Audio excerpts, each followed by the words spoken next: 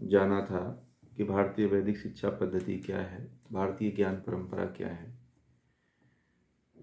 और कितने तरह के जो है भारतीय व्याद ज्ञान की परंपराएं हैं, उन सभी के बारे में कल हम अवगत हुए थे।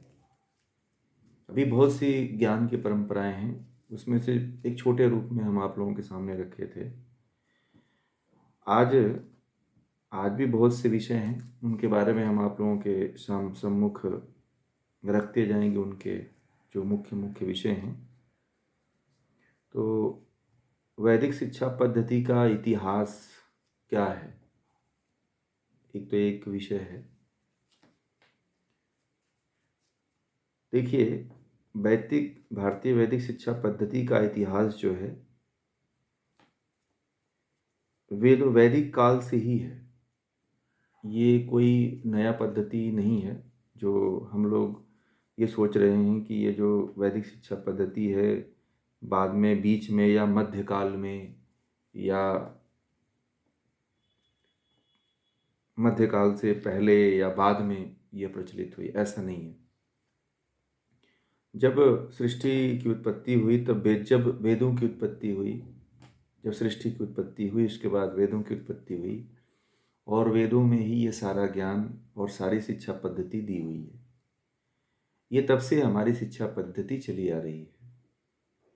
जो पद्धति भगवान राम के काल में था, जो पद्धति भगवान श्री कृष्ण के काल में था, यही वह शिक्षा पद्धति है, भारतीय वैदिक शिक्षा पद्धति।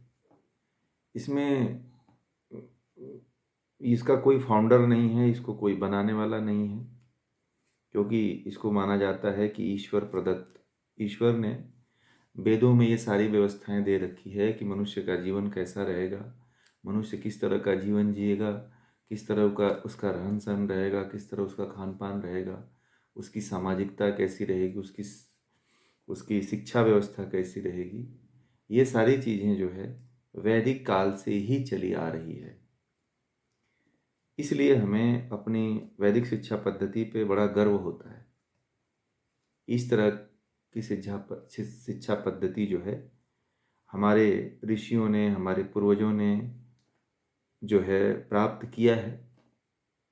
मैं पहले दिन भी बताया था आप लोगों को कि समय के चक्र के कारण जो है हम लोग इससे अनभिज्ञ हो गए, बहुत दूर हो गए। इसलिए जो है बाद तक, कुछ काल तक, भगवान श्री कृष्ण के काल तक, महाभारत काल तक, महाभारत काल के बाद तक भी, यहाँ तक कि अंग्रेज जब आए तो अंग्रेजों के काल तक भी गुरुकुल थे हमारे यहाँ। या ये वैदिक शिक्षा पद्धति तब भी थी। मुसलमान आए, बख्तियार खिलजी आया, उसने नालंदा को जला दिया। जो है यवन आए, यवन भी बहुत क्षति करने का प्रयास किए, तब भी गुरुकुली शिक्षा पद्धति थी। चंद्रगुप्त के समय, आचार्य चाणक्य के समय में भी गुरुकुली शिक्षा पद्धति थी। तो हमारा इतिहास सदा से है और सदा रहेगा।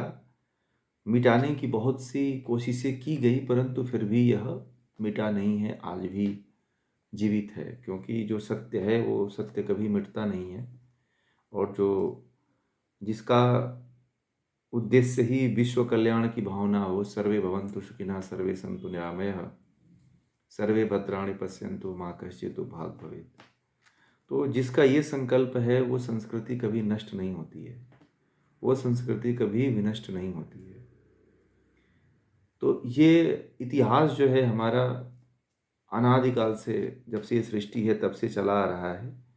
ये वैदिक ज्ञान की हमें ये नहीं सोचना चाहिए कि कोई अंग्रेज हमें ये दे गया या किसी अन्य देश की देन है या किसी अन्य व्यक्ति की देन है। ये हमारे ऋषियों की देन है वैदिक शिक्षा पद्धति, और किसी की देन नहीं है, या किसी और देश का इसमें किसी भी तरह का हस्तक्षेप नहीं है। ज्ञान के क्षेत्र में, विज्ञान के क्षेत्र में या किसी भी क्षेत्र में भारत पहले से समृद्ध रहा है। विज्ञान के क्षेत्र में भी, विज्ञान में वो खोजें हुई हैं जो आप और हमें नहीं पता है। कोई दुनिया में ऐसा कोई ज्ञान नहीं है, कोई ऐसा शोध नहीं है जो वेदों में न हो। इसीलिए आपने देखा होगा कि जब कोई भी अनुसंधान होता है तो उसको भी रिसर्च लिखा जाता है, रिसर्च। मतलब पुनः से खोज, मतलब ये ज्ञान पहले से है, केवल उसको पुनः से खोजा जा रहा है ना। तो हमारी जो संस्कृति है, हमारी सभ्यता है, अनादिकाल से, वैदिक काल से ही ऐसे शाश्वत बनी हुई है, परंतु हम लोग जो है कभी यवनों के, कभी मुसलमानों के, कभी जो है अंग्रेजों के, कभी हूणों के, कभी डचों के, कभी फ्रांसीसियों के, ऐसे गुलाम बने कुछ कुछ काल तक। इसलिए हम थोड़ा सा अपने रास्ते से भटक गए। समय है कि हम पुनः से अपनी खोई हुई संस्कृति को पुनः से जागृत करें। सबसे बड़ी बात तो यह है कि हम इस संस्कृति को तभी स्थापित कर पाएंगे जब हम जानेंगे, अपने बच्चों को तभी इसमें लाएंगे जब हम जानेंगे। जब हमें ही नहीं पता है तो हम कैसे अपनी संस्कृति को आगे अपने बच्चों के लिए परोसेंगे। तो ये हमारा इतिहास रहा है। और अब ये जो परंपराएं जितनी बताई गई आप लोगों को, कल दूसरा विषय है कि जितनी ये परंपराएं, वैदिक ज्ञान की परंपराएं आपको कल हमने बताया, वो सारी जो ज्ञान की परंपराएं हैं वह राष्ट्र निर्माण में और व्यक्ति के निर्माण में कैसे सहायक है, आप लोग बता सकते हैं। आज हमारी परंपराओं को व्यक्ति निर्माण और समाज निर्माण और राष्ट्र निर्माण की दृष्टि से नहीं देखा जाता है। बताइए, देखा जाता है? कोई कहता है इसको पढ़ करके क्या करोगे, वेद पढ़ के क्या करोगे, उपनिषद पढ़ के क्या करोगे, मंदिर में पंडिताई करोगे, या ये करोगे या वो करोगे। इस तरह की भ्रांतियां लोगों के मन में है, इस तरह की अज्ञानता है लोगों के मन में, क्योंकि उनको नहीं पता है कि सारा जो साइंस है, साइंस का सारा जो ज्ञान शुरू होता है वो वेद से ही शुरू होता है, हमारी संस्कृति से ही शुरू होता है। और ये हम न अपनी संस्कृति को, अपने ज्ञान को न जानने के कारण हम आज दूसरे की टेक्नोलॉजी पे निर्भर हो गए। हम दूसरे की टेक्नोलॉजी खरीदते हैं। भारत एक ऐसा देश है जो कुछ काल तक अब शायद टेक्नोलॉजी नहीं खरीद रहा है, कुछ वर्षों से या खरीद रहा है ये नहीं पता है। हम लोग टेक्नोलॉजी दूसरे से खरीदते हैं, और वो सारी टेक्नोलॉजी हमारे शास्त्रों में दिया हुआ है। हम क्यों नहीं खोज कर पा रहे हैं कि हमें पढ़ाया ही नहीं जाता है, हम पढ़ते ही नहीं, हमें जानकारी ही नहीं कि सारी टेक्नोलॉजी तो हमारे पास है ना। यदि हमें ये ज्ञान हो गया तो हम किसी दूसरे पर निर्भर क्यों रहेंगे। हम अपनी टेक्नोलॉजी पे गर्व करेंगे, हम उस पर रिसर्च करेंगे, हम उस पर खोज करेंगे। और व्यक्ति निर्माण और राष्ट्र निर्माण तभी तो होता है ना, व्यक्ति तभी तो बनता है जब वह अपने मूल से, अपने इतिहास को जानता हो, अपने संस्कृति को जानता हो, अपने ज्ञान को जानता हो, अपने ज्ञान की पद्धति को जानता हो। अब ये बताइए, हमारे यहाँ ऐसी ऐसी चिकित्सा पद्धतियाँ थी कि सिर को काट दो तो सिर को जोड़ने की पद्धति थी। बड़े अजब की आयुर्वेद परंपरा थी हमारे यहाँ। ऐसा कहा जाता है कि भगवान शिव के बारे में कहा जाता है कि उन्होंने अपने पुत्र का सिर काट दिया और हाथी का सिर जोड़ दिया। ऐसी जबरदस्त चिकित्सा पद्धति हमारे यहाँ थी। कोई हाथ कट जाता था, पत्ती बांध दो, हाथ जुड़ जाता था। अब वो किसी को पत्ती आज भी मौजूद है, परंतु वो पता ही नहीं कौन सी पत्ती है, कि जिसको हाथ अंगुली अलग हो जाए उसको दोनों को मिला करके बांध दो, अंगुली जुड़ जाएगी। आज तो न जाने कितने, अगर एक किसी का हाथ अंगुली कट जाता है तो उसे आईसीयू में भर्ती किया जाता है, कितने दिन तक उसे वेंटिलेटर पर रख करके उसे पता नहीं क्या क्या उसके साथ किया जाता है। चलते फिरते जोड़ देते थे। जो विदेशी यात्री आए थे वो अपने उनके वृतांत को पढ़िए, वो अपने वृतांत में बहुत अजीब अजीब चीजें लिखते हैं भारत के बारे में, कि भारत एक ऐसा देश था जहाँ पे ऐसी ऐसी चिकित्सा व्यवस्थाएं थी, ऐसे ऐसे ज्ञान पद्धतियाँ थी, ऐसे ऐसे कि जो है व्यक्ति का अगर कोई भी रोग, हाथ कट जाता है, पैर कट जाता है, युद्ध में किसी का जो है कुछ अंग क्षतिग्रस्त हो जाता है तो उसको तुरंत ठीक करने की कला थी। आज हम जो एलोपैथी के ऊपर, इमरजेंसी जिसको कहते हैं, पूरा निर्भर हो गए हैं।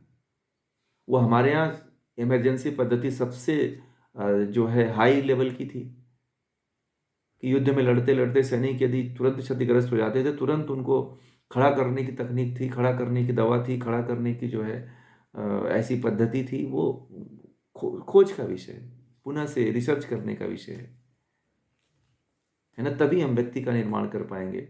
मैंने कल बताया था आप लोगों को कि यदि जो है भारत को आत्मनिर्भर बनाना है, जो है किसी के सहारे न रह करके स्वयं आत्मनिर्भर रहना है, तो भारत को अपनी पुनः 64 विद्याओं को, कलाओं को जागृत करना पड़ेगा। भारत में तभी स्किल पैदा होगी, तभी जो है भारत के लोग जो है नौकरी नहीं, सेल्फ अपना वर्क करना शुरू कर देंगे। आज नौकरी पद्धति हमारी नहीं है, नौकरी पद्धति तो ईस्ट इंडिया कंपनी की देन है कि नहीं? नौकरी लेना देना किसकी किसकी पद्धति थी?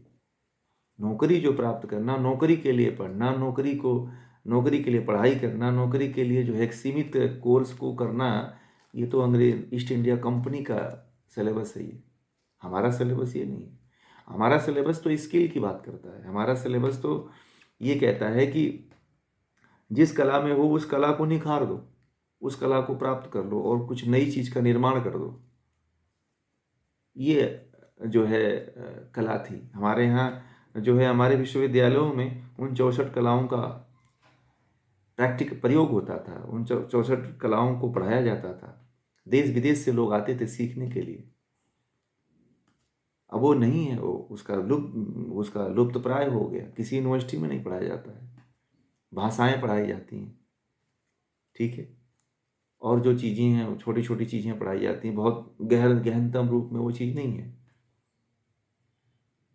तो जो है भारत को समृद्ध बनाने के लिए, भारत को आत्मनिर्भर बनाने के लिए जो है ये बहुत ज़रूरी है कि पुनः से जो 64 विद्याएं हैं, उन 64 विद्याओं को, 64 कलाओं को जो है पुनः से जो है जागृत करना चाहिए, पुनः से जीवित करना चाहिए।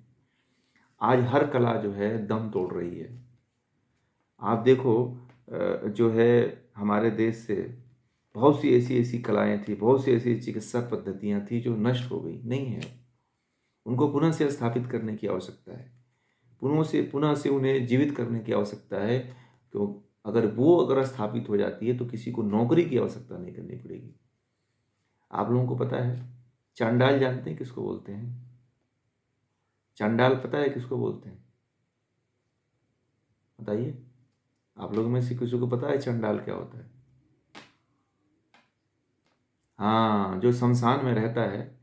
तो वेस्ट बंगाल में एक पोस्ट आई थी आज से 1 साल पहले, ठीक है। उस चंडाल की पोस्ट आई थी जिसमें करीब 340 पीएचडी होल्डर जो है अप्लाई किए थे चंडाल की जॉब के लिए, ठीक है। और उसमें मास्टर डिग्री, बीटेक, एमटेक वाले लोग जो है उस पोस्ट के लिए अप्लाई किए हुए थे। करीब 5,000 से ऊपर फॉर्म पहुंचे हुए थे। सोचो, अगर वही टेक्निक यदि सीखने के लिए कह दिया जाए तो कोई नहीं सीखने के लिए आएगा। चलो, जलाया कैसे जाता है लाश को, अभी पोस्टमार्टम की मतलब एक पीएम करने वाले की जॉब निकाल दो तो उसमें फार्म ही नहीं भरते हैं लोग। और मतलब वो सोचिए, उसमें 5,000 फॉर्म पड़े थे, उसमें 340 के करीब केवल पीएचडी होल्डर थे। एमटेक बीटेक लड़के जो है करीब 1,000 थे। सोचो, ये स्थिति है। इसीलिए आज जो है, तो इसके लिए क्यों ना सीखा जाए फिर? क्यों इतना समय दे करके 40 साल 45 साल दे करके पीएचडी, एमटेक, बीटेक और इतना पैसा बर्बाद करके समय बर्बाद किया जाए? सोचो आप लोग, कितनी बहुत अभी मनरेगा है, तो मनरेगा में ऐसे ऐसे लोग जॉब करते हैं, आप लोग सोचोगे तो जो बहुत हाई लेवल, हाई क्वालिफिकेशन वाले लोग हैं, और उनको वही कह दो कि गांव की सड़क साफ करने के लिए कोई आपको 1,000 रुपया देगा तो नहीं करेंगे। और बहुत उसमें हाई क्वालिफाई लोग मतलब पैसा उठाते हैं मनरेगा में। गरीब व्यक्ति नहीं है, गरीब व्यक्ति बड़े कम है। कहीं दूसरी जगह काम करता है व्यक्ति और मनरेगा में उसका नाम है, पैसा उसको आ जाता है। तो इस तरह से हमारे यहाँ ये जो है, ये डिग्री का स्तर है, ये पढ़ाई का स्तर है। इसीलिए आज स्किल वाली पढ़ाई जो है, 64 विद्या, 64 कलाओं की आवश्यकता है। भारतीय वैदिक शिक्षा पद्धति जानने की आवश्यकता है कि व्यक्ति स्वयं आत्मनिर्भर हो जाए, है ना। जो भी ये जो 64 विद्याएं हैं, इसको जान करके व्यक्ति क्या हो जाए? आत्मनिर्भर हो जाए। और दूसरी चीज एक आती है, आप लोग अच्छा ये बताइए, क्या भारतीय वैदिक ज्ञान परंपरा पूरी तरह से खत्म हो गई है कि अभी है? बताएंगे?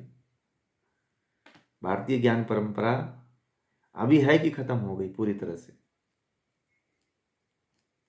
हैं? कहाँ है? बताइए कहाँ है भारतीय वैदिक ज्ञान परंपरा, कहाँ है? कलाएं कहाँ पे हैं? जो 64 कलाओं की मैं जो बात कर रहा हूँ वो है क्या?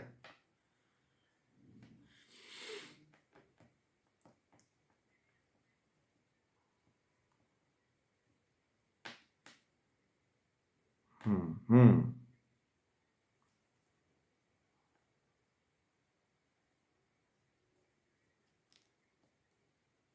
हम्म, हम्म,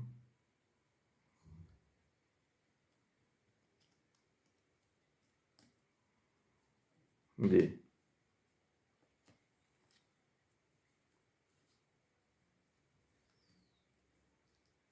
हम्म, हम्म, और आपने आयुर्वेद बता दिया, और भी कोई कलाएं जीवित है?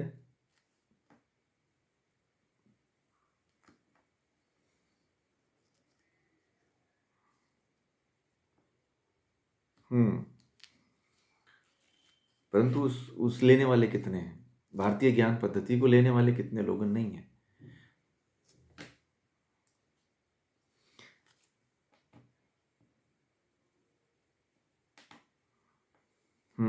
बहुत बहुत अच्छा, बहुत अच्छा।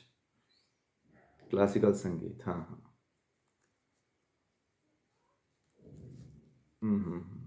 और क्या गुरु, हम्म, क्या जो भारतीय गुरुकुली परंपरा है वो भी पूरी तरह से नष्ट हो गई है? अभी जो, हम्म, हाँ नहीं जाते हैं, ये बात थोड़ा थोड़ा है। बहुत बहुत बहुत अच्छी बात इन्होंने कहा कि जो वैदिक और प्राचीन गुरुकुल चाहिए वो गुरुकुल अभी नहीं है। मैं वही कह रहा था, गुरुकुल हैं। उन्होंने क्या कर दिया है कि अपनी चीजों को गौण कर दिया और पाश्चात्य गुरुकुल को घुसा दिया, वो स्कूल बन गए, वो कॉन्वेंट। आज के गुरुकुल जो है, नाम गुरुकुलम हो गया, गुरुकुल हो गया, ठीक है। परंतु जो प्राचीन जो गुरुकुल थे, जो जो स्किल थी पहले की, जो टेक्नोलॉजी थी, जो उनको टेक्नोलॉजी सिखाई जाती थी, जो उनको ज्ञान दिया जाता था, वो नहीं है, ठीक है। वो पद्धति अभी नहीं है, आज उसी की आवश्यकता है। जो हम जिस गुरुकुल की बात हम जो चीज़ हम राम में देखते थे, जो चीज़ कृष्ण में देखते थे, जो अर्जुन में देखते थे, जो भीम में देखते थे, वो वैसा गुरुकुल नहीं है, वैसी टेक्नोलॉजी नहीं है, है ना। तो उस तरह की गुरुकुल पुनः से स्थापित करने की,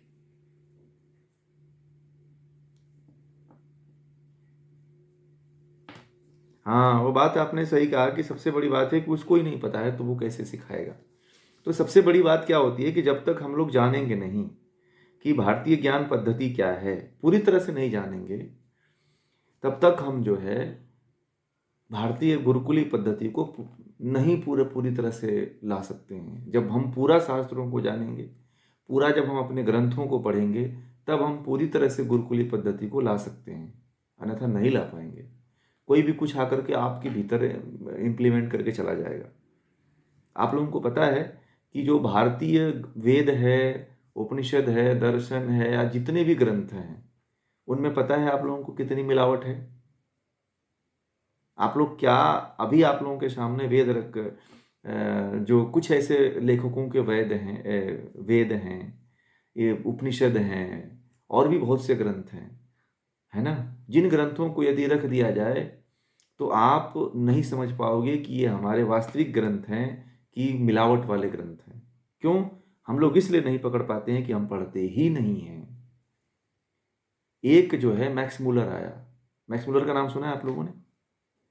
मैक्स मुलर आया, वेदों की उल्टी पुल्टी व्याख्या करके चला गया। इसी तरह से मैक्स मुलर ने बहुत बड़ा काम किया, हमारे मनुस्मृति जैसे ग्रंथों को भी पूरी तरह से बदल के चला गया।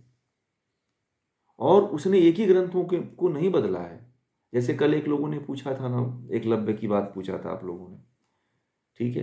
तो इस तरह से बीच में बहुत बड़ा काम किया गया है भारतीय संस्कृति को डाइवर्ट करने के लिए, बदलने के लिए। आप लोगों ने जाकिर नाइक का नाम सुना है? वह जो है जब उसका भाषण होता है तो वह वेद को लेके जब बैठता है और कहता है कि देखो तुम्हारे वेद में ये लिखा हुआ है, वो किसका व्याख्या है पता है? ये वही मैक्स मुरर और जैसे लोगों का व्याख्या है, ठीक है, जो वेदों की उल्टी सीधी व्याख्या किए हुए हैं, अर्थ का अनर्थ कर दिए हैं। और वो ऐसा कहता है कि देखो तुम्हारे वेद में ये लिखा हुआ है, और वहाँ पे 100 हिंदू रहते हैं और कन्वर्ट हो जाते हैं। आप लोग उसका भाषण सुनना, भारत में उसका बैन हो गया है, ठीक है। वो जब भी उसकी सभाएं होती है तो वो वेद लेके जाता है, पता है आप लोगों को? वेद पढ़ता है वो, और ऐसे दिखाता है और कहता है कि जो है ना ये तुम्हारे जो है ना ये शास्त्रों में ये देखो ये लिखा हुआ है ये चीज। और ऐसे जो वहां पे हिंदू रहते हैं कहते रहे तो बात सही कहा, तो वेदों को पढ़ा हुआ है ये, अब हमको दिखा दिया, कन्वर्ट हो जाते हो। तो सबसे बड़ी बात है कि यदि हम सही शास्त्र नहीं पढ़ेंगे, सही हमें नहीं पता होगा, तो हम भी अंधे भक्त हो जाएंगे। इसलिए शास्त्रों को पढ़ना जरूरी है, तभी हम गुरुकुली शिक्षा पद्धति को और अपने भारतीय वैदिक शिक्षा पद्धति को लागू कर सकते हैं। जब हमें ही नहीं पता होगा तो कोई भी आके डाइवर्ट कर जाएगा, कोई भी हमें वो कर जाएगा। तो इसीलिए जो है है कि जो वास्तविक जो गुरुकुल वैदिक शिक्षा पद्धति है, वह पहले हमें ये जानना पड़ेगा कि सत्य है कि असत्य है, पहले ये भी देखना पड़ेगा। हमारे शास्त्रों में शास्त्रों को बदलने के लिए उसने ऐसे एक कमेटी गठित कर रखी थी, जिसमें 100-150 विद्वानों की एक बहुत अच्छी कमेटी थी। भारत के ही विद्वानों को पैसा देता था और उनसे ही वो चीज़ कन्वर्ट करवा लिया, बदलवा लिया, वो व्याख्या करवा लिया उसने। और हम लोग पढ़ते हैं जैसे मांस, है ना, तो मांस और जो है मांस खाना चाहिए, उसने ऐसा लिखा है कि मांस, वेदों में लिखा है कि मांस खाना चाहिए, ऐसा करना चाहिए, गौ मांस खाना चाहिए। तो वो उसका अर्थ अलग होता है, उसने कुछ अलग ही उड़द का अर्थ जो है उसने मांस लगा दिया। तो उल्टा पुल्टा उसने व्याख्या किया है। संस्कृत थोड़ी मोड़ी पढ़ा था वो, बहुत ज़्यादा उसको जानकारी नहीं थी, ठीक है। और उसने जो है उल्टा पुल्टा व्याख्या करके हमारे शास्त्रों को इधर का उधर कर दिया, और हम लोग उसी पे लड़ते हैं। इसमें ये लिखा गया है, ये चीज़ है, उसमें ऐसा कर दिया गया। मैंने कहा कि ये जो हमारा एजुकेशन है वो किसी दूसरे के हाथों में है, कोई भी उसको चेंज कर सकता है। तो इसलिए हमें सत्य रूप में जानना जरूरी है कि सत्य क्या है ना। तो देखिए तभी गुरुकुली शिक्षा पद्धति स्थापित होगी, गुरुकुल स्थापित हो पाएंगे, ये जो भारतीय ज्ञान परंपरा स्थापित हो पाएगी जब हम शास्त्रों को जानेंगे। हमें अच्छी तरह से रामायण भी नहीं आती है। हम लोग सब लोगों ने, मैंने फॉर्म भरवाया, आप लोगों से रजिस्ट्रेशन करवाया था, सब लोगों ने रामायण महाभारत के बारे में लिखा है, गीता के बारे में कोई ना कोई लिखा ही है कि हम पढ़े हैं। बहुत अच्छी तरह से नहीं पढ़े हैं आप लोग। जो आप देखिए भारत के हर राज्य में एक रामायण और एक महाभारत लिखा गया है, अपनी अपनी क्षेत्रीय भाषाओं में लिखा गया है कि नहीं? आप लोग जिस जिस राज्य में रहते हो उस राज्य में एक वहाँ का कोई ना कोई ऐसा कवि हुआ है जो रामायण अपनी भाषा में लिखा हुआ है, ऐसा पता है आप लोगों को? बोलिए, है कि नहीं?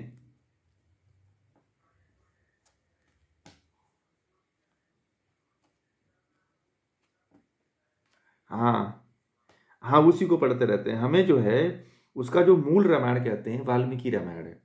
आप लोगों को पता है वाल्मीकि वाल्मीकि रामायण में भी बहुत से श्लोक मिलाए गए हैं, बहुत सी चीज़ें मिलाई गई हैं। तो ये चीज़ हमें जानना, ये तब हमें पता चलेगा जब हम सही तरीके से पढ़ेंगे। हमारे शास्त्रों को इतना छिन्न भिन्न किया गया है कि हम पढ़ते ही नहीं है, और इसीलिए हमें हमारे साथ इतना बड़ा, हम लोग इतना कंफ्यूज रहते हैं, इतनी समस्या में रहते हैं। आज हमारी पीढ़ी है हमारे शास्त्रों को क्यों नहीं, हमारी इस तरफ क्यों नहीं रुचि दे पाती है? क्योंकि हम लोग रुचि नहीं लेते हैं। अगर हम लोग रुचि ले लें तो हमारे जो आने वाली पीढ़ी है वो भी रुचि ले लेगी। तो सबसे पहले जरूरी है कि हम शास्त्रों को जानें, कुछ तो पढ़ें, किसी से एक बार पढ़ें तो हमें पता चलेगा कि शास्त्र क्या है, ये उपनिषद क्या है, वेद क्या है, दर्शन क्या है, महाभारत क्या है, रामायण क्या है। एक बार पढ़ना चाहिए किसी से। देखिए कथा कथा में आप लोगों ने कथा तो सुनते हैं, कथा में एक ही चीज़ रहता है, उसमें कोई कोई विश्लेषण नहीं होता है, कोई तर्क नहीं होता है, कोई अपना सेंस नहीं होता है। कथाकार आता है, कथा कह के चला जाता है, क्योंकि उसको 9 दिन की कथा पूरी करनी होती है। लोगों को इंटरेस्ट भी देना होता है, लोगों को नचाना भी होता है, लोगों को रुलाना भी होता है, लोगों को हंसाना भी होता है। तो वो इस तरह का ज्ञान दे के वो चला जाता है, और हम लोग आंखें बंद करके उसको सुनते चले जाते हैं, मान लेते हैं वही। ठीक है। वो कुछ भी कह देता है, वो कह देता है कि भगवान श्री कृष्ण जो है गोपियों के जो है पेड़ पर चढ़ कर के साड़ी चुराते थे, उनका कपड़े लाद देते थे, तो हम मान लेते हैं कि भगवान श्री कृष्ण ऐसे ही थे। उसमें लिखा, भागवत पुराण में लिखा हुआ है कि भगवान श्री कृष्ण की 16,308 रानियां थी और प्रत्येक रानी से 10-10 संतानें थी, तो हम लोग मान लेते हैं। अभी बताइए, जो व्यक्ति पूरी जीवन भर जो है धर्म के लिए लड़ा, क्या वह यही काम किया होगा कि उसने 16,308 रानियों से बच्चा पैदा किया होगा? आप लोग सोचो, तर्क सोचो, 5,000 पहले की बात है। थोड़ा सा दिमाग लगाओ, ये सब लिखा हुआ है पुराणों में। तो जब तक आप शास्त्रों को नहीं पढ़ेंगे, तब तक आप एक महान व्यक्ति के बारे में गलत ही सोचेंगे ना, है ना। एक जो हमारे यहाँ जो हमारे आदर्श रहे हैं, या पुराणों को और भी पढ़ेंगे, गहनतम पढ़ेंगे, तो उसमें बहुत सी चीज़ें, हमारे एक भी ऋषि को छोड़ा नहीं गया है पुराण लिखने वालों ने। और भी बहुत से ग्रंथ लिखे हैं जो भी, उसमें सारे ऋषियों को, हमारे देवी देवताओं को, सबको बदनाम कर रखा है उसमें। जिसको हम लोग आदर्श मानते हैं, आप लोग पढ़िए, तब आप लोगों को पता चलेगा कि वास्तव में क्या है उसमें। जिनको हम आदर्श मानते हैं, उनको बड़े बड़े चीज़ों से वो लोग जो है नकारात्मक कर देते हैं। उनका अपमान हुआ है, उनको बदनाम किया गया है। बड़े बड़े ऋषियों को जो है किसी अप्सरा से, तो किसी मेनका से, तो किसी न किसी से जोड़ करके उनकी गलत गलत कहानियाँ प्रचारित प्रसारित की गई है। भगवान शिव के बारे में कितना गलत टिप्पणी की गई है। हम हठ योग पढ़ाते हैं। हम आज ऑनलाइन माध्यम से 3 से 4 साल से मैं ऑनलाइन माध्यम से कक्षाएं पढ़ाते हैं, भगवान शिव के तंत्र ग्रंथों को पढ़ाते हैं। भगवान शिव के बारे में कहीं नहीं लिखा है कि भगवान शिव गांजा पीते थे। आज वही भगवान शिव परंपरा को मानने वाले साधु हैं, उनको कहते हैं कि भगवान शिव गांजा का प्रसाद लगाते थे। मैं कुंभ में गया, जितने नागा मिले वो कहे कि भगवान शिव का प्रसाद है। तो देखो कैसे हमारी संस्कृति को बदनाम करते हैं। यदि आप लोग नहीं पढ़ेंगे तो कुछ भी मान लेंगे आप कि भगवान शिव भांग पीते थे, भगवान शिव गांजा पीते थे, और इतना महान योगी हुए हैं। उन्होंने योग की ऐसी ऐसी ज्ञान पद्धतियों को हमें दिया है, स्वर विज्ञान से लेकर के, हठ योग परंपरा से लेकर के, ऐसे ऐसा ज्ञान की पद्धतियाँ दिया है। फिर भी हम लोग क्या है, हम लोग जानते ही नहीं उनके बारे में, तो हम लोग मान लेते हैं कि भगवान शिव गांजा पीते थे, है ना। तो इसीलिए जो है हमें सही तरीके से ग्रंथों को जानना जरूरी है, तभी हम गुरुकुली पद्धति को अपना पाएंगे, गुरुकुली पद्धति को जो है पुनः से स्थापित कर पाएंगे, और जो है भारत को पुनः से जो है विश्व गुरु बनाने में सहायक हो पाएंगे। आज सबसे ज़रूरी बात है कि हमारे बच्चों को जानने से पहले थोड़ा गार्जियन को भी इसमें इंटरेस्ट लेना चाहिए। जब गार्जियन जानता है, जब माता पिता जानते हैं, पेरेंट्स जानेंगे, तो अपने बच्चों को इसमें लाने के लिए थोड़ा सा वो इंटरेस्ट होंगे। आज अपने बच्चे को हर माँ बाप जो है ना इंग्लिश बोलता हुआ देखना चाहता है, ठीक है। और जो इंग्लिश बोलने वाले हैं वो संस्कृत और भारतीय ज्ञान को सीखना चाहते हैं, ठीक है। उनको वो उससे तंग आ चुके हैं। तो इसलिए जो है हमें अपनी संस्कृति को पुनः, सबसे पहले मैं ये बार बार कह रहा हूँ कि पहले हमें अपने अंदर खुद जानना चाहिए।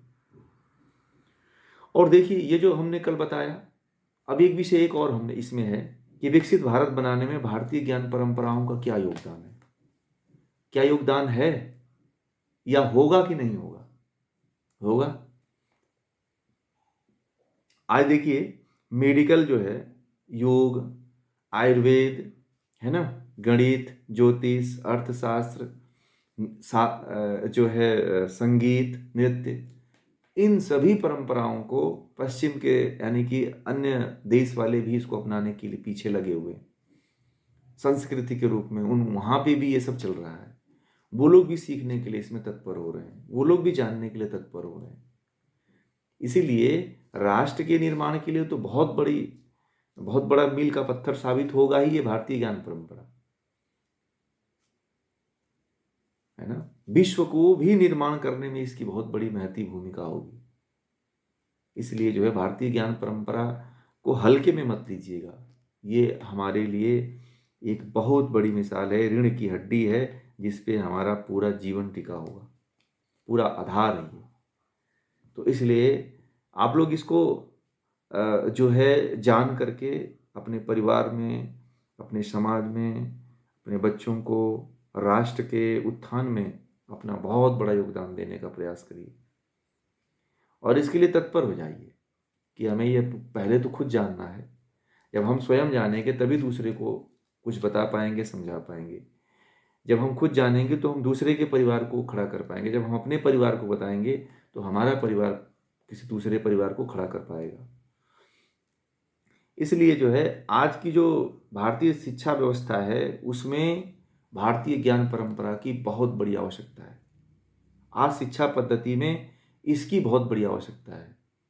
आज की जो शिक्षा व्यवस्था है वह ऐसी शिक्षा व्यवस्था है जो केवल जो है एक सीमित दायरे में हमें सीमित बना रही है, हमें नौकर बना रही है, हमें गुलाम बना रही है। गुलाम मानसिकता हमारे भीतर भर रही है, हमको आत्मनिर्भर नहीं बना रही है।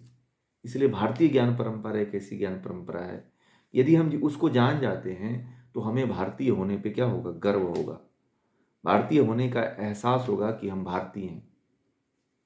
आप लोगों में से जितने लोग यहाँ पे जुड़े हुए हैं, आप लोग क्या बता सकते हैं कि आप अपने आप को पूर्ण भारतीय समझते हैं? बताइए, आप अपने आप को पूर्ण भारतीय मानते हो आप लोग?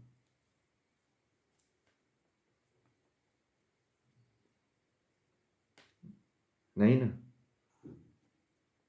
क्यों नहीं, बताइए क्यों नहीं हम पूर्ण भारतीय हैं? बताइए। हम अपने आप को कहते हैं ना कि हम पूर्ण भारतीय हैं, हम हिंदू हैं, हम।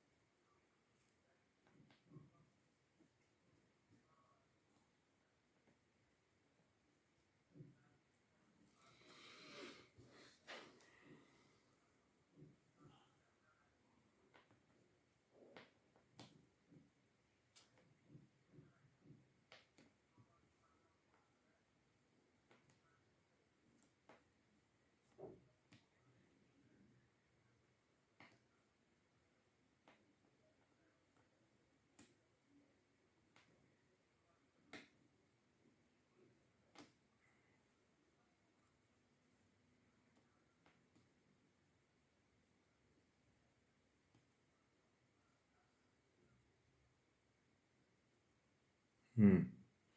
परंतु आपका जो ये भारतीय होने का गर्व है वो भी बहुत खोखला है ना? ये तो मान लीजिए कि आपने कहीं से सुन लिया, सुना लिया, कोई आपको समझा दिया, कोई बता दिया, ये पूरा उसका आधार थोड़ी है ना? विवेकानंद जो है शिकागो में गए थे भाषण देने के लिए, उनको बुलाया गया था प्रतिनिधित्व करने के लिए धर्म सभा में भारत का। ठीक है, तो वो अपने आप को क्या दिए थे, उपनिषदों का, वेदांत का ज्ञान दिए थे वहाँ पर, क्योंकि उनको वेदांत का पता था। और उनके परिचय से, उनका वेदांत से, उनके शास्त्रों से उनका परिचय हुआ, है ना? नहीं तो उनको तो 2-3 दिन तक भोजन ही नहीं, सड़क पे घूम रहे थे। ठीक है, ये जो हम अपने यहाँ कंसेप्ट लेके घूमते हैं कि सबके लिए हमारा, ये बहुत अच्छी बात है। आपने जो भी बातें कहा कि हमारे पास होनी चाहिए, परंतु हमारे पास और क्या है? हम क्या जानते हैं अपनी संस्कृति के बारे में? अपने जो है, जो आपने कहा वो तो एक पशु भी करते हैं ऐसा व्यवहार अपने साथ, एक दूसरे पशु पक्षी के साथ में। परंतु एक व्यक्ति जो है तब तक वह पशु है जब तक कि वो उसको ज्ञान न हो, वह पशुवत ही है। बिना ज्ञान के, बिना वेदों के ज्ञान के, बिना शास्त्रों के ज्ञान के व्यक्ति क्या है? अगर एक जैसे एक व्यक्ति है और उसे कोई ज्ञान ना दिया जाए तो वह, उसका जीवन कैसा होगा? न उसे कोई शिक्षा दी जाए, न उसको कोई ज्ञान दिया जाए, तो उसका जीवन कैसा हो जाएगा? पशु जैसा हो जाएगा। वह इंसान कहलाने लायक रही, इंसान कहलाने लायक। हाँ, तो ज्ञान नहीं है तो कुछ नहीं है आपका। ये मतलब कि मैं हिंदू हूँ, मैं भारतीय हूँ, ये हूँ, बिना ज्ञान के मतलब आप पशुहीन हो, पशु के समान हो। इसलिए जो है हमें इतने पे ही नहीं रुकना है। ये तो हमारे जो है बाई प्रोडक्ट ये समझ लीजिए कि हमारे ये पैरों से निकली हुई धूल है, ये जो आपने जितनी बातें बोला। जब हमें अपने शास्त्रों का पूरा ज्ञान होगा, जब हमें अपने वेदों का ज्ञान होगा, जब हमें अपने उपनिषदों का ज्ञान होगा, तब हमें पूर्ण भारतीय होने का एहसास हो पाएगा। हमें भारतीय ज्ञान परंपरा का पता होगा, तब हमें भारतीय होने पे गर्व होगा, भारतीय होने का एहसास होगा कि हम भारतीय हैं। नहीं तो ऐसे हम केवल कहते रहें कि हम भारतीय हैं, हमारे अंदर सद्भाव है, हमारे अंदर प्रेम है, वो तो सब कर रहे हैं। वो तो आजकल फॉर्मेलिटी में भी लोग कर रहे हैं। वो तो आज आप जो कर रहे हो आपकी नकल करके सब सीख गए हैं कि हम भी मानते हैं कि सब वसुधैव कुटुंबकम है, ये है वो है। परंतु विशेष क्या है आपके पास में? क्या अपना आपका परिचय है? क्या आप जानते हो अपने भारतीय संस्कृति के बारे में? कौन सा ग्रंथ जानते हो? अभी लोगों से पूछा जाए कि भगवत गीता में कितने अध्याय, लोग नहीं जानते, नहीं बता पाते हैं कि भगवत गीता में इतने अध्याय है। वेद कितने हैं पूछने के बाद कोई नहीं बता पाता है कि वेद कितने प्रकार के हैं। उपनिषद पूछा जाता है कि मुख्य उपनिषद जो आदि शंकराचार्य जी ने भाष्य किया था वो कितने हैं, वो भी नहीं लोग बता पाते। नाम भी नहीं, नाम तो छोड़ दीजिए, संख्या ही नहीं बता पाते। ठीक है। और भी बहुत सी चीज़ें हैं जो मैं एक बार जो है डिबेट देख रहा था, एक किसी न्यूज वाले का था, उसमें एक व्यक्ति था, वो उसने एंकर ने किसी बहुत कोई नेता था, उस नेता से पूछ दिया कि आप हनुमान चालीसा सुना दीजिए, वो नहीं सुना है। वहीं पे एक मुसलमान बैठा, हनुमान चालीसा पूरा सुना दिया। ठीक है। तो ये हमारी स्थिति ये है कि हम जो है हमें कुछ नहीं पता है, हम केवल हिंदू कहते हैं, हम जो है एक अपने आप में दम्भ है, अहंकार है। हम ये भी कह दें ना कि सब खोज सारे रिसर्च हमारे हैं, ऋषियों के हैं, हमने किया है, परंतु हम लोग रिसर्च कहाँ करते हैं, खोज कहाँ करते हैं? अमेरिका, जर्मनी, रूस, फ्रांस, कनाडा, ये सब रिसर्च करके आगे बढ़ रहे हैं, हम लोग रिसर्च करते ही नहीं हैं। हम लोग कहते हैं कि सब हमारे शास्त्रों में है, परंतु हम लोग करते ही नहीं है, तो निकलेगा कैसे वो चीज़? आवश्यकता है जानने की। तो ये सबसे महत्वपूर्ण विषय। जी बोलिए बोलिए अभी।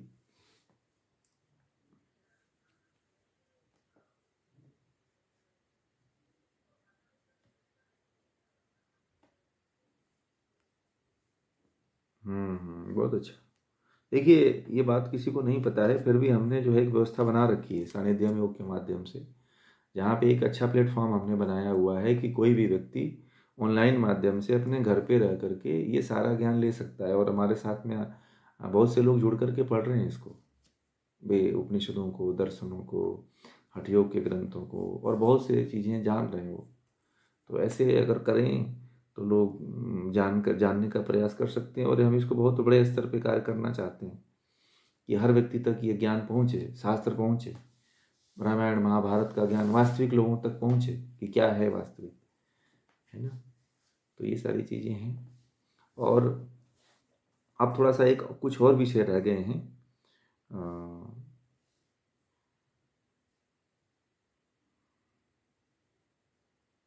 गुरुकुल शिक्षा पद्धति, एक तो ये है कि गुरुकुल शिक्षा पद्धति को भारत में पुनः से लाने की आवश्यकता है। तो देखिए, इस पे जो है हमारा एक विचार ये है कि सबसे पहले गुरुकुल शिक्षा पद्धति जो है, गुरुकुल शिक्षा पद्धति में माता पिता और बेटे बेटी दोनों को आना चाहिए, क्योंकि दोनों की आवश्यकता है, दोनों को ही ये जानने की आवश्यकता है। आज के समय में केवल अगर मान लीजिए कि हम माँ बाप बच्चों को बुला लेते हैं, तो परिवार का ऐसा माहौल है कि बच्चा जब गुरुकुली शिक्षा लेता है तो जो है वो परिवार वाले जो है फिर जो जैसे ही वही प्राप्त करके जाता है तो फिर वो डाइवर्ट हो जाता है। इसीलिए जो है थोड़ा सा ज्ञान तो माता पिता को भी इस भारतीय ज्ञान परंपरा का होना चाहिए, तो ही पूरी तरह से गुरुकुली शिक्षा पुनः से स्थापित हो सकती है। गुरुकुल शिक्षा को पुनः से स्थापित करने के लिए माता पिता को भी कुछ ज्ञान होना चाहिए। अगर ये ज्ञान हो गया तो भारत पुनः से विश्व गुरु बन सकता है, पुनः से वैदिक इस ज्ञान परंपरा को स्थापित किया जा सकता है। थोड़ा सा ज्ञान तो होना चाहिए उनके अंदर। तो ये एक बहुत महत्वपूर्ण विषय है। ठीक है। अब ये जो सारे विषयों को लगभग हमने कंप्लीट किया है, जो आप लोगों को सारी चीज़ें भेजा था कार्यशाला के अंतर्गत जो विषय सूची थी, तो उन सभी विषयों को हमने पूरा किया है। अब इसमें से कुछ आप लोगों का कोई प्रश्न है तो आप लोग पूछ सकते हैं। जी, बोलिए कृष्णा जी।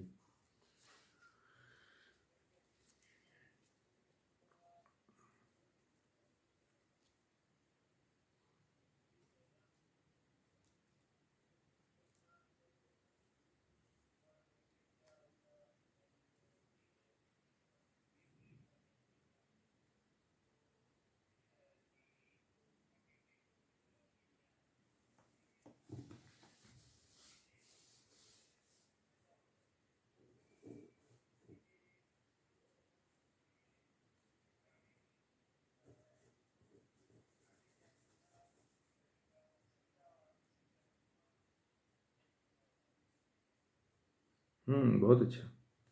आपकी सोच बहुत अच्छी है। देखिए, आपने जो बात कही ना कि जो माता-पिता अपने बच्चों को गुरुकुल में इसलिए नहीं लाना चाहते हैं कि हमारे भविष्य में मतलब बच्चा ये क्या करेगा? जो टेक्नोलॉजी है, जो भी अभी जो टेक्नोलॉजी चल रही है, तो इस टेक्नोलॉजी को देखिए जहाँ तक टेक्नोलॉजी विकसित हो चुकी है, उसके आगे हमें लेकर के आना चाहिए, ठीक है? उसके आगे की सोचना है कि चलो उन्होंने वहाँ तक तो रिसर्च कर दिया, यहाँ तक की टेक्नोलॉजी को उन्होंने ला के खड़ा कर दिया, ठीक है? यहाँ तक उन्होंने शोध कर लिया है। परंतु जो भारतीय शोध परंपरा थी, जो भारतीय रिसर्च परंपरा थी, वो इतना खर्चीली नहीं थी। भारतीय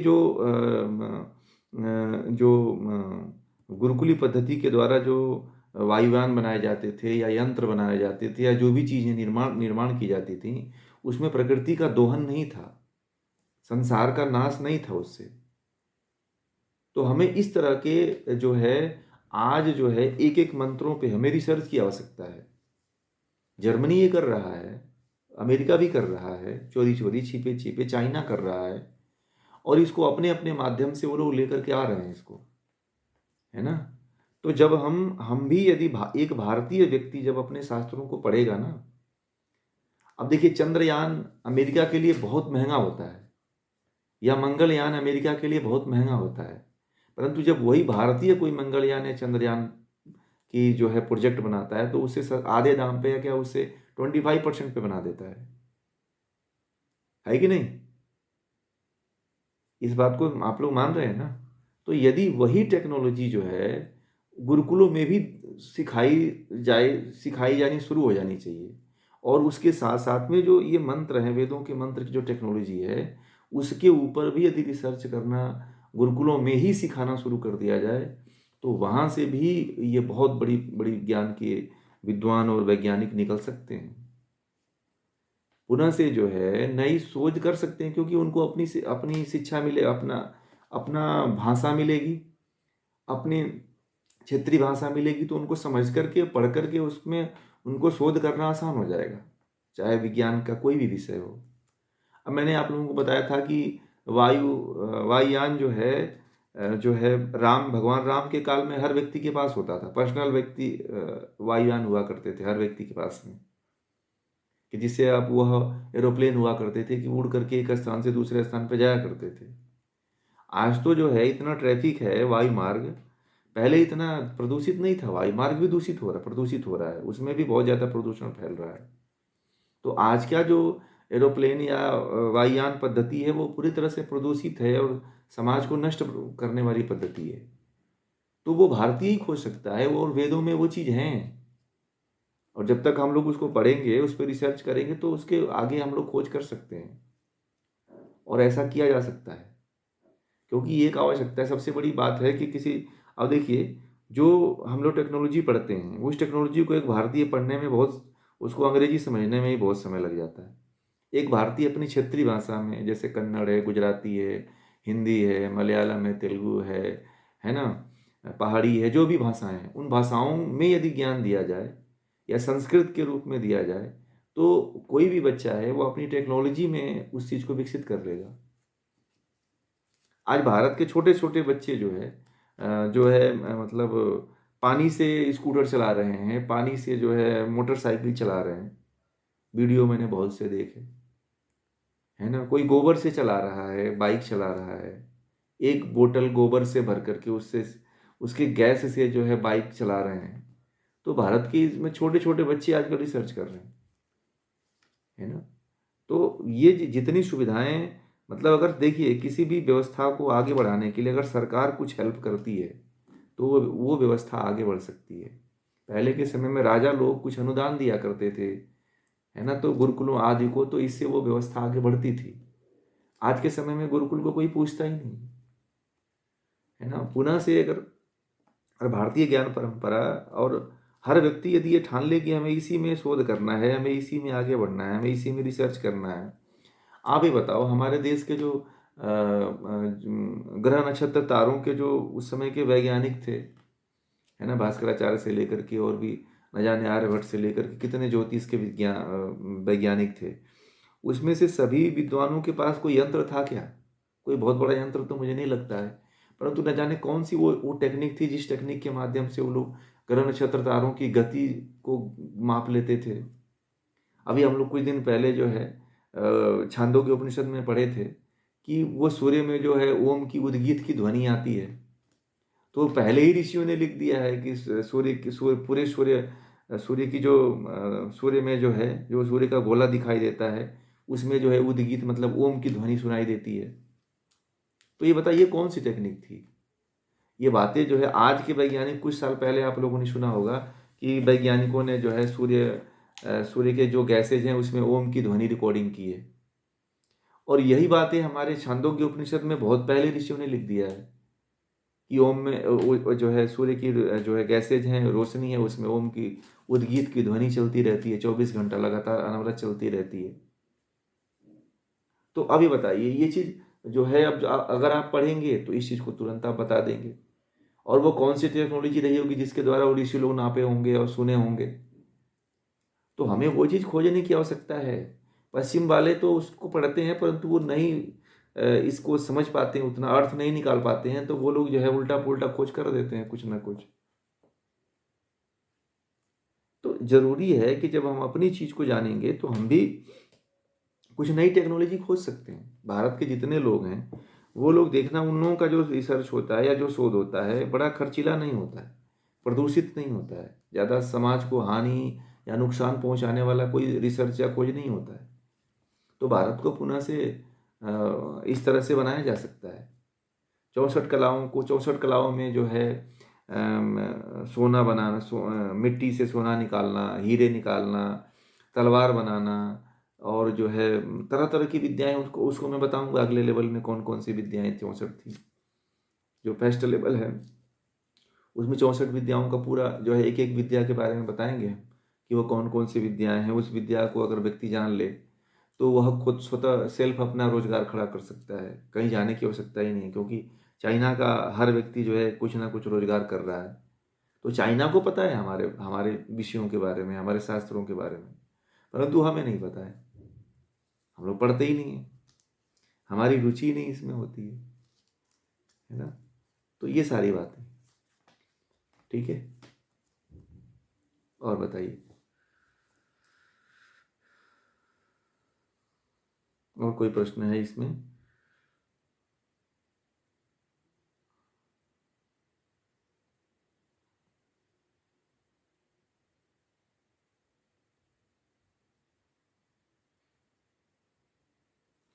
अब जैसे मान लीजिए कि नृत्य है और संगीत है, और नृत्य और संगीत जो है, हमारे यहाँ का जो नृत्य संगीत है वो मुद्राओं पे आधारित है। हस्त मुद्राएं हैं, फेस का जो है मुद्रा है ना। उस मुद्रा से बड़े बड़े कथाओं को व्यक्त कर देते हैं लोग,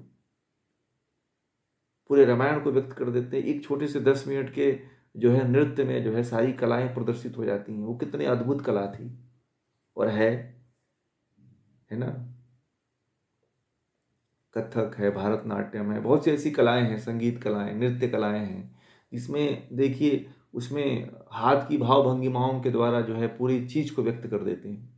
और यही चीज जो है युद्ध कला, युद्ध जब होते थे तो उसमें ये व्यक्त भाव भंगिमाओं के द्वारा जो है प्रदर्शित किया जाता था। लोगों को पता ही नहीं चल पाता था कि ये क्या बोल रहे हैं। युद्ध में एक दूसरे पे केवल इशारों इशारों में जो है युद्ध हो जाती थी, लोग जीत जाते थे। वो टेक्निक समझ जाते थे कि कौन सी लड़ाई लड़नी है, कौन सी टेक्निक लड़नी है। और नृत्य एक बहुत अद्भुत कला है, जो व्यक्ति जब अपने एक-एक अंग प्रत्यंग से, चेहरे से, भाव से, फेस से जब प्रकट करता है, तो वह भाव जो है हमारे भीतर की गहराइयों में जाता है। आप देखिए, आप एक फ़िल्म देखते हो तो उसी तरह की फ़िल्म को बार-बार आपको देखने की इच्छा होती है। होती है, परंतु वही जब आप एक कथक या भरतनाट्यम या कोई भी नृत्य को देखिए, तो आप लगता है कि संतुष्ट हो गए नृत्य से देख कर के। ऐसा आपको महसूस होगा। एक शास्त्रीय संगीत को सुनिए और आप एक बॉलीवुड के सॉन्ग को सुनिए, ठीक है? तो उसमें दोनों में आपको अंतर दिखाई देगा। तो आप जब सुनोगे ना शास्त्रीय संगीत सुनोगे तो लगेगा कि आत्मा हमारी तृप्त हो गई, मन शांत हो गया, पवित्र हो गया, मज़ा आ गया। और वही जब आप बॉलीवुड का सॉन्ग सुनोगे या कोई फिर सॉन्ग सुनोगे आप, तो उसके बाद लगता है कि एक ये गाना खत्म हो फिर दूसरा गाना लगाएँगे। अब इसको नहीं सुन कर के फिर तीसरा गाना सुनेंगे। ऐसे हम लोग एक के बाद दूसरा, दूसरे के बाद तीसरा, यही चलता रहता है। तब भी हम जो है संगीत से तृप्त नहीं हो पाते हैं। आप लोगों में से बहुत से ऐसे लोग हैं जो एक गाने को न जाने कितने 100-100 बार, 200-200 बार सुनते हैं। सुनते हैं कि नहीं सुनते? फिर भी देखिएगा मन भरा भरा क्या? क्षणिक आनंद देता है, फिर वैसे के वैसे हो जाता है। तो ऐसी स्थिति है हमारी। इसीलिए जो है हमें अपने परंपरा पे, अपनी संस्कृति पे पूरा जो है पूरी तरह से आना पड़ेगा। अगर हमें पुनः से अपने आप को स्वस्थ रखना है, पुनः से अपने आप को जो है विश्वगुरु बनाना है, पुनः से भारतीय ज्ञान परंपरा को अपने भीतर आत्मसात करना है, तो उनको अपनाना पड़ेगा। तभी हम एक अच्छे राष्ट्र का, अच्छे व्यक्तित्व का, अच्छे समाज का निर्माण कर सकते हैं। और देखिए ऐसा नहीं है कि ये जो भारतीय ज्ञान परंपरा अगर आप जान जाते हैं या पढ़ लेते हैं, तो इसका कोई उपयोग नहीं, बहुत बड़ा उपयोग होने वाला है। आज का समय ऐसा आ गया है कि नौकरियां खत्म हो रही हैं, ठीक है? नौकरी खत्म हो रही है। आप देखो कोई एक व्यक्ति आता है, कोई नई विधा को लेकर के आ रहा है, वो नई विधा पूरी फेमस हो जा रही है। अब उसके पीछे जो है हज़ारों लोग पीछे-पीछे आना शुरू हो रहे हैं। तो इसीलिए जो है आज का समय ऐसा आ गया है कि जो है जब तक आपके पास स्किल है तो आप सब कुछ कर सकते हो, स्किल नहीं हो तो कुछ नहीं कर पाओगे। आज जितने पढ़ने वाले हैं, पढ़ने वालों की इतनी भीड़ लगी हुई है डिग्री लेकर के कि नौकरी कहीं नहीं है, कहीं किसी को नहीं मिल रही है ना? तो ज़रूरत ये हो जाएगी कि व्यक्ति फिर क्या कर रहा है? अब बड़ी-बड़ी डिग्रियाँ लेने के बाद भी कोई कुछ कम रेट में नौकरी कर रहा है, कोई 10,000 पे, 5,000 पे, 15,000 पे, 20,000 पे नौकरी कर रहा है। परंतु उसके पास बहुत बड़ी स्किल है। वो और उस स्किल को नहीं निखारना चाहता है, प्रकट नहीं करना चाहता है। और जो स्किल है उसके बारे में उसको पता भी नहीं है कि हम बहुत बड़ा काम कर सकते हैं, हम बहुत कुछ कर सकते हैं, है ना? आप सोचो जब जो है पांडव जो है अज्ञातवास में थे। पता है आप लोगों को जब पांडव अज्ञातवास में थे, तो पांडवों को कौन-कौन सा कार्य सौंपा गया था? बता सकता है कोई आप में से? जब पांडव अज्ञातवास वास में गए थे 1 साल के लिए, तो वह एक राजा के यहाँ गए थे। उस राजा के यहाँ द्रौपदी से लेके पाँचों पांडवों को कौन-कौन सा कार्य दिया गया था? बता सकते हैं आप लोग?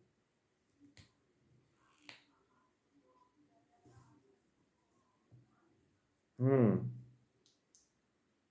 बृहंगला।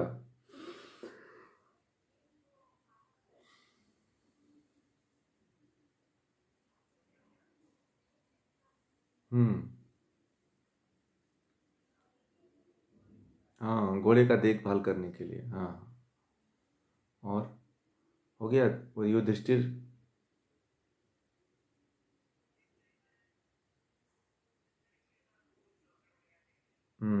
राजा के साथ में।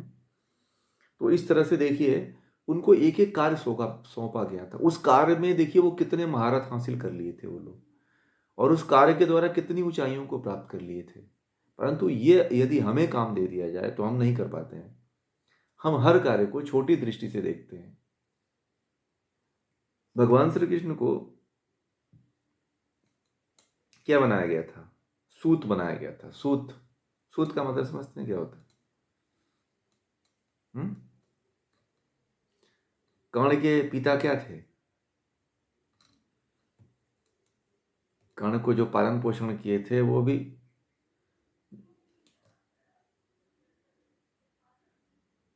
क्या करते थे?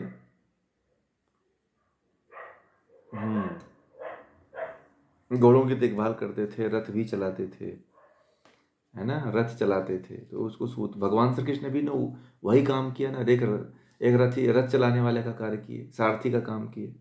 अब बताइए उस सारथी वाले पद को उन्होंने कितना ऊंचा बना दिया। व्यक्ति चाहे तो किसी भी कर्म, छोटा हो या बड़ा हो, यदि उसमें अपने हुनर से उसको चाहे तो न जाने कितनी ऊंचाई पे लाके खड़ा कर सकता है। दुनिया में कोई भी कार्य छोटा बड़ा नहीं होता है। ठीक है।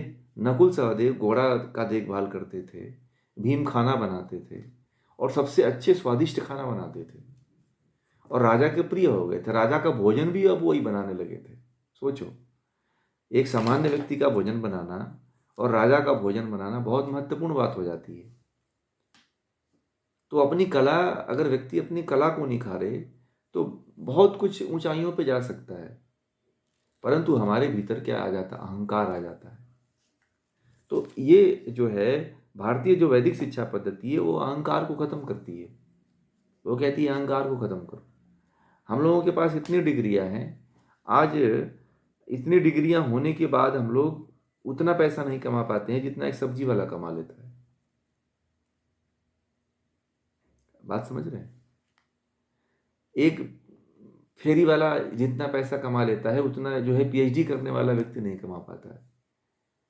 एक एमटेक करने वाला, एक बीटेक करने वाला व्यक्ति घूम रहा है। हमने ये देखा है। परंतु ये क्या है? हमारे अंदर का स्किल खत्म हो गया है। वो स्किल कैसे जगेगा? जब तक आप भारतीय ज्ञान परंपरा को नहीं जानेंगे, भारतीय कला कौशल को नहीं जानेंगे, तो आपके भीतर ऐसे ही अभाव रहेंगे।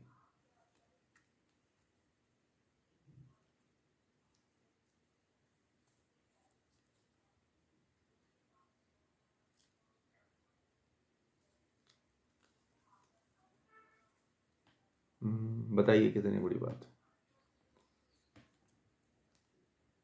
हाँ, वही तो बता रहे हैं।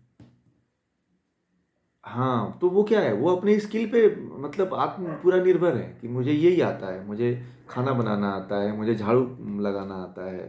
तो उनको, हम लोग क्या हो गए, हमारे भीतर हीन भावना डाल दी गई। कोई भी कार्य को लेकर के हमारे भीतर हीन भावना प्रकट कर दी गई। आज देखो कि आज जो है हमें नहीं कहना चाहिए। आज ये बताओ, कोई भी, आज हम हिंदू जितना आज नौकरी के पीछे और जो है आरक्षण के पीछे दौड़ लगा रहे हैं, आप देखो एक भी मुसलमान नौकरी करता है क्या? बताइए।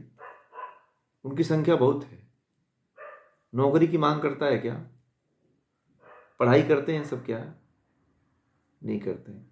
आपसे कपड़े लत्ते घर या वो कम आपसे बढ़िया पहनते हैं, कि आप उनसे अच्छा पहनते हो, कि वो आपसे अच्छा पहनते हैं, या वो ज़्यादा सुखी हैं कि आप सुखी हो?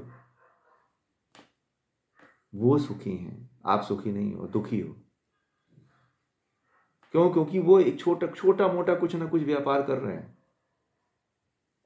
वो सारे फल बेच लेते हैं, सारे सब्जी बेच लेते हैं, कोई छोटा मोटा दुकान कर लेते हैं। क्यों? क्योंकि वो स्किल को समझ रहे हैं वो। और हम, हमारे पास है ऐसी ऐसी, हम चलो हम कर नहीं पाते हैं तो करवा भी नहीं पाते हैं। सबसे बड़ी बात तो ये है, हम चलो हम नहीं करें, चलो ठीक है, परंतु हम किसी से करवाने का भी तो हुनर रखें। ये भी नहीं कर पा रहे हैं।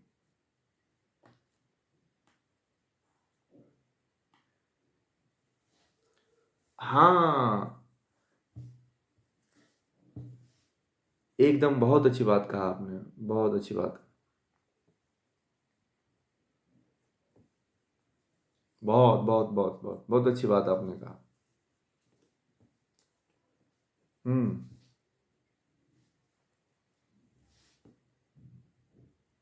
हम्म।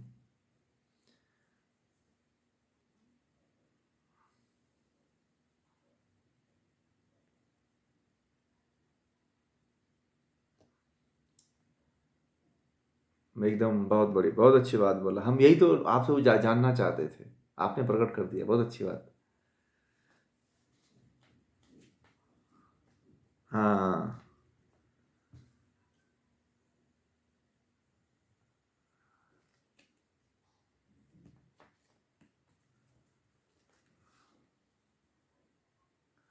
तो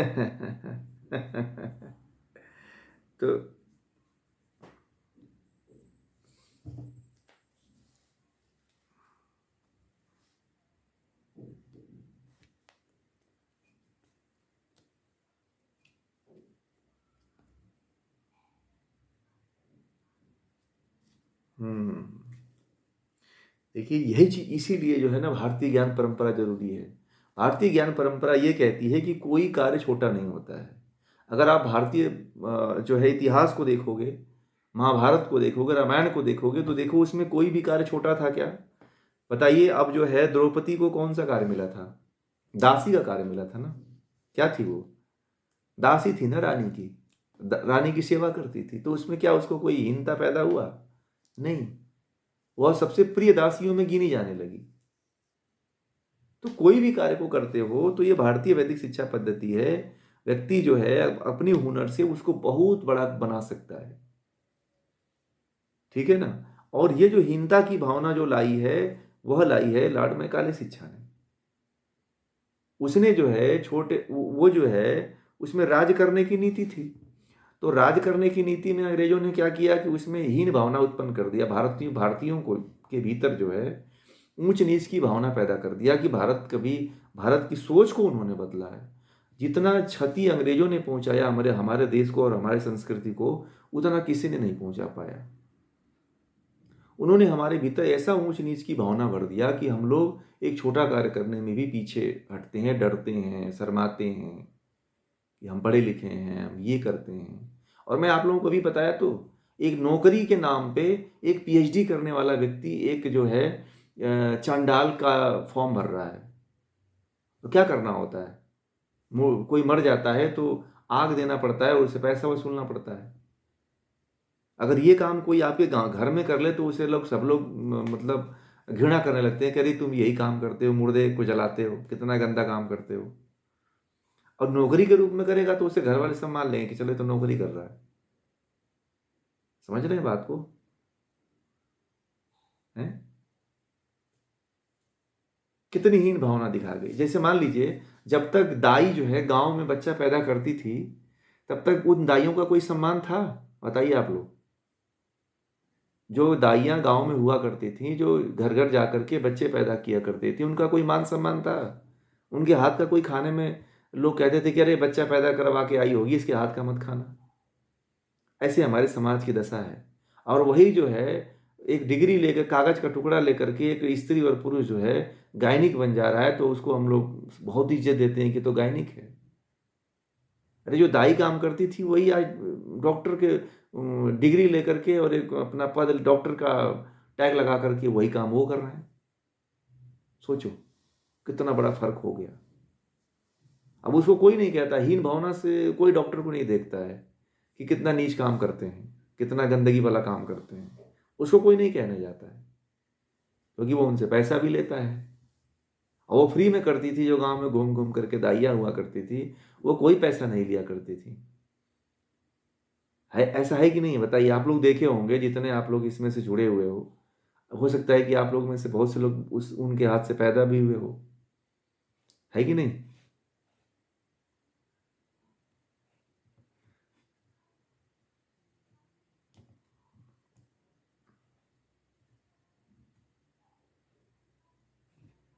हाँ। तो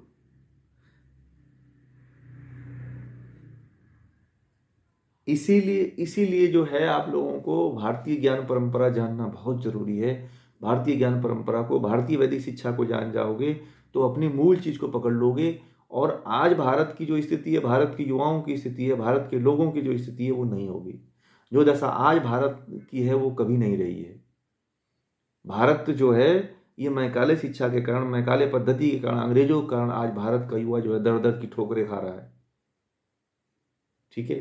नहीं तो इतने कार्य हैं, इतने कार्य हैं, इतने टेक्नोलॉजी है, इतनी विधाएं हैं, इतने व्यवस्थाएं, इतने काम हैं कि कोई भी खाने बिना नहीं मरेगा। और बहुत पैसे कमाएंगे लोग। इसीलिए जो है भारतीय ज्ञान परंपरा की आज बहुत जरूरी है, क्योंकि भारतीय ज्ञान परंपरा में स्किल है, भारतीय ज्ञान परंपरा में विज्ञान है, भारतीय ज्ञान परंपरा में अध्यात्म है, भारतीय ज्ञान परंपरा में क्या नहीं है जो आप जानना चाहते हो, वो सब कुछ है। है ना। तो ये जो है भारतीय ज्ञान परंपरा है। और आप आप सभी लोग जो है बड़े तन्मयता के साथ 3 दिनों तक जुड़े, और आप इतने धैर्यता के साथ आप लोग सुनते रहे। और आगे भी हम जो है कुछ दिनों बाद जो है हम लोग इसका लेवल 1 करेंगे, है ना। एक सर्टिफिकेट हम लोग करेंगे इसमें लेवल 1, जिसमें काफ़ी ऑनलाइन ही माध्यम से 1 महीने या जो भी इतना भी ड्यूरेशन रहेगा उसका हम ड्यूरेशन दे करके उसमें काफ़ी सब्जेक्ट रहेंगे। तो उसमें अलग अलग जितने भी आपको ये विद्याएं हम बताए हैं या जो भी पद्धतियां बताए हैं वो सारी चीज़ें आप लोगों को सीखने का एक बहुत अच्छा अवसर मिलेगा, एक बहुत बड़ा प्लेटफॉर्म मिलेगा जहाँ से आप इसको बहुत डीपली जा करके जान पाएंगे। तो आप सभी जो है उसके लिए तैयार रहें। ये तो बस केवल हम आप लोगों के लिए एक इंट्रोडक्टरी था, वर्कशॉप था, जिसमें आप थोड़ा सा इसको जुड़ करके समझ करके कि ये क्या है वास्तव में। सबसे पहले ज़रूरी होता है कि पहले आप ये समझें कि ये क्या चीज़ होती है, और जब तक आप ये नहीं जानेंगे तो फिर आगे कैसे बढ़ेंगे, है कि नहीं। तभी आप इस चीज़ की तरफ आगे बढ़ पाएंगे। आज आप लोग स्वयं आएंगे, फिर किसी दूसरे को मोटिवेट करेंगे, किसी दूसरे को प्रेरित करेंगे, तो इससे बहुत बड़ी जागरूकता पैदा हो सकती है। आज हर व्यक्ति को जानने की आवश्यकता है भारतीय ज्ञान परंपरा, और हमने तो ये सभी के लिए मार्ग खोला हुआ है। ठीक है, हर व्यक्ति आ सकता है और हर व्यक्ति इसको सीख सकता है, हर व्यक्ति इसको जानने का प्रयास करे कि ये क्या है। और हम आने वाले समय में मटेरियल भी उपलब्ध करवाएंगे, जो इसका पूरा जो कह रहे थे कि मतलब इसका पूरा एक जगह जानने के लिए कहाँ पे मिलेगा, तो उसका मटेरियल भी हम पूरा उपलब्ध करवाएंगे कि जो है उनको सॉफ्ट कॉपी या हार्ड कॉपी जो भी होगी वो व्यवस्था करवाएंगे। तो इसकी थोड़ा सा समय हमें लगेगा इसके लिए, परंतु इसको शुरू करेंगे। ठीक है, क्योंकि बहुत ज़रूरी है आज के समय की। हमारा देश, हमारे लोग सब पिछड़ रहे हैं, सब लोग बहुत निराशा में हैं, हताशा में हैं, उदास हैं। तो इस तरह से ये इसको लेकर के एक समाज को उत्थान के लिए, समाज को आध्यात्मिक उत्थान के लिए, सामाजिक उत्थान के लिए, व्यक्तिगत उत्थान के लिए बहुत ज़रूरी है ना। तभी संस्कृति बचेगी, तभी वेद बचेगा, तभी धर्म बचेगा, पुनः से भारत जो है तभी विश्वगुरु बन पाएगा। तो इस दिशा में हम लोग आगे बढ़ेंगे, आप सभी का सहयोग रहेगा इसमें, और आप ही लोग बढ़ेंगे और आप ही लोगों के लिए कार्य होगा। ठीक है, अगर आप लोगों को कुछ इसमें कुछ कहना है, कुछ सजेशन देना है तो आप कह सकते हैं, दे सकते हैं।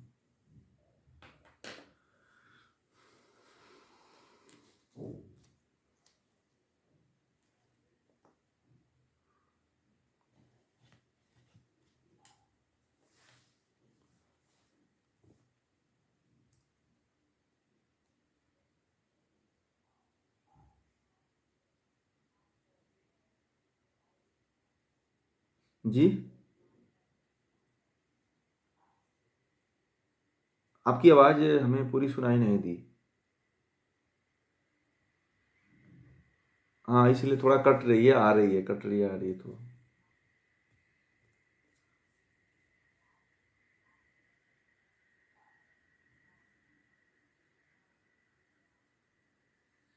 ये इंडियन भारतीय ज्ञान परंपरा के बारे में। हाँ, इसका हमें अभी कुछ दिन समय दीजिए कि कुछ हम आप लोगों को मटेरियल इकट्ठा कर सकें, इसका मटेरियल एक जगह कर सकें कि जिससे आप लोगों को देने में आसानी रहे। तो हम समय कुछ दिन लेंगे जब भी, और बाकी ग्रुप में आप लोग बने रहेंगे, तो उसमें आप लोगों को समय समय पे हम जानकारी देते रहेंगे इसके बारे में।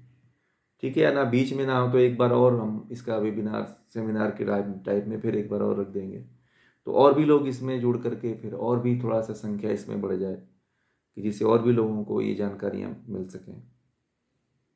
तो ऐसे करेंगे।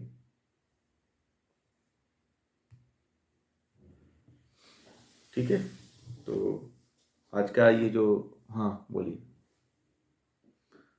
जी,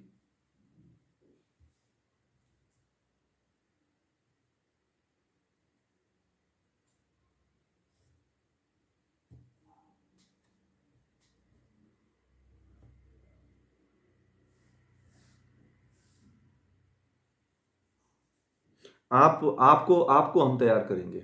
आप हिंदी समझते हैं ना। आप आप तैयार हो जाइए, और फिर जो है आप जिस भाषा में, जिस मतलब राज्य में रह रहे हैं, आप उनको अपनी भाषा में फिर समझाइए। आप समझा सकते हैं ना।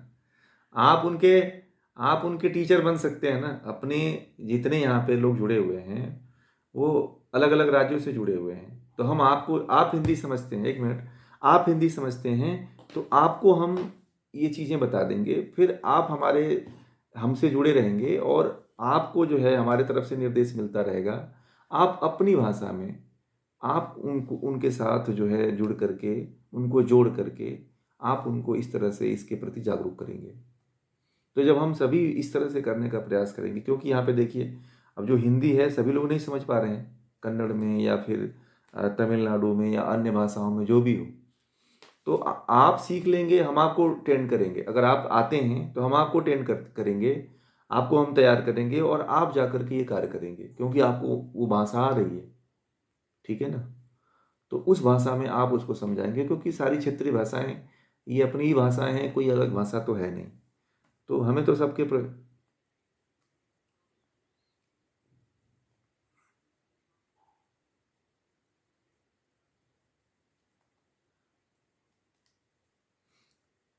हाँ, ये जो हमने अभी बताया है आपको कि इसके लिए अभी जो हम ये लेवल 1 बताएंगे, उसमें आपको हम तैयार कर देंगे इस स्तर पे कि आप जो है किसी को पुनः आप भी तैयार कर सको उतने स्तर का। ठीक है? तो जैसे ये रहेगा कि फिर आपकी भाषा जो उधर जिस क्षेत्र से रहेंगे, जिस राज्य से रहेंगे, उस भाषा में आप लोगों को आप तैयार कर सकेंगे। है कि नहीं? जी बोलिए। हाँ हाँ, बोलिए।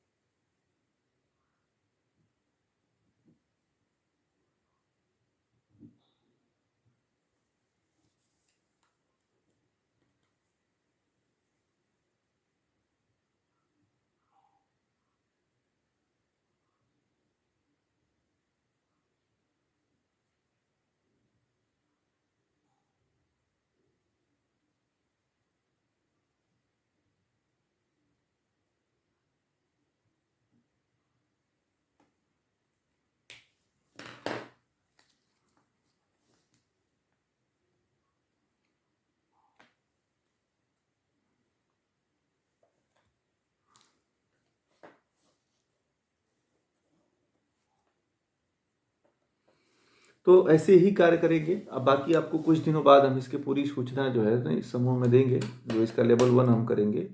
तो अब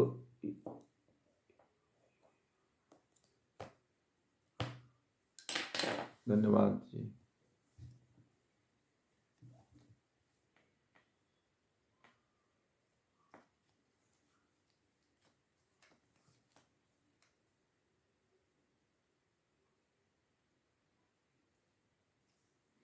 जी, इसको करेंगे, इसको।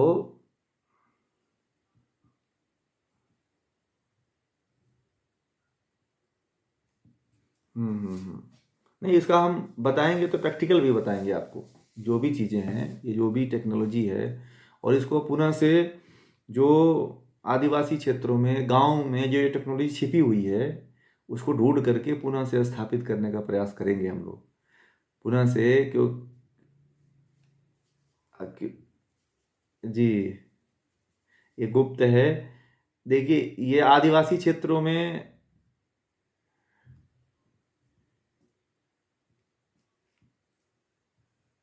जी,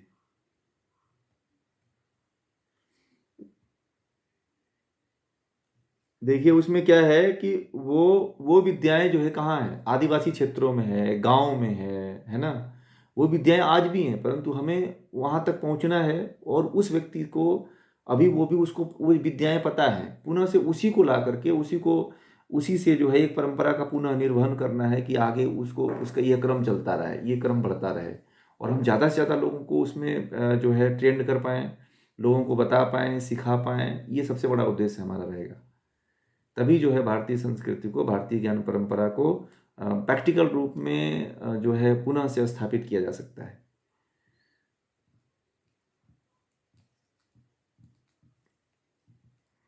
10 से 15 दिन, 15 दिन बाद फिर एक होगा अभी।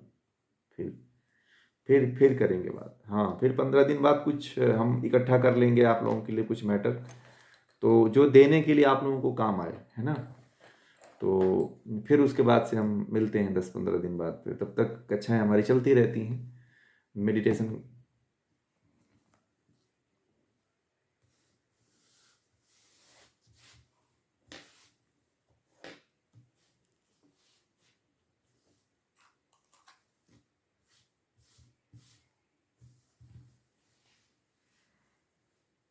जी।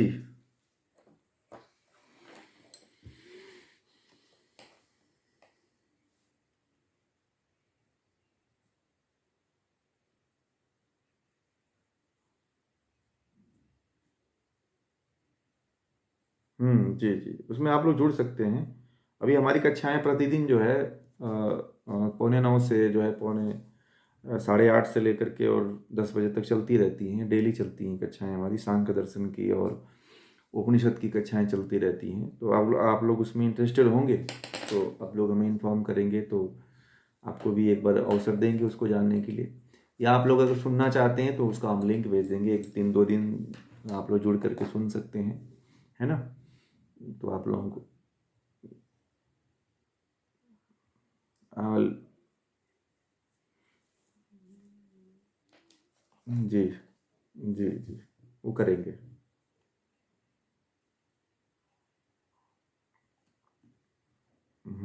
जी।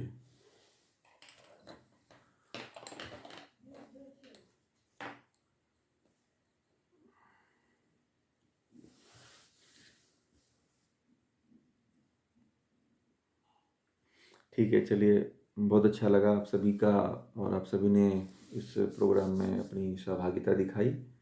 और आगे हम कुछ 10 से 15 दिनों बाद फिर हम मिलते हैं फिर भारतीय ज्ञान परंपरा के साथ। तो इस विषय को हम लोग पूरा करेंगे और एक बार ओम का उच्चारण करेंगे, फिर शांति पाठ। ओ